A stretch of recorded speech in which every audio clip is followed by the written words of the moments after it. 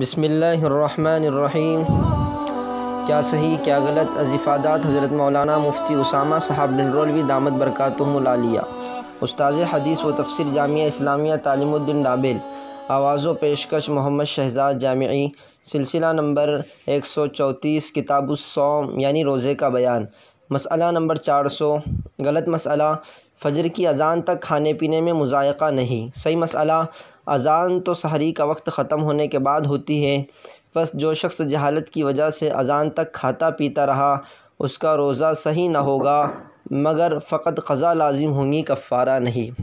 مسئلہ نمبر 401، غلط مسئلہ، انجیکشن سے روزہ ٹوٹ جاتا ہے۔ صحیح مسئلہ، انجیکشن سے روزہ نہیں ٹوٹتا اگرچہ رنگ میں لیا جائے، یہی حکم گلوکوز اور انسولین کا ہے، البتہ وہ انجیکشن جو براہ راست پیٹ میں دیا جائے اس سے روزہ ٹوٹ جاتا ہے۔ مسئلہ نمبر 402، غلط مسئلہ، روزے میں خون نکلوانے یا حجامہ کرنے سے روزہ ٹوٹ جاتا ہے۔ صحیح مسئلہ، اس سے روزہ نہیں ٹوٹتا، البتہ اگر ایسے ضعف کا خطرہ ہو کہ روزے کی طاقت نہ رہیں گی تو مکروہ ہے، فقط والسلام۔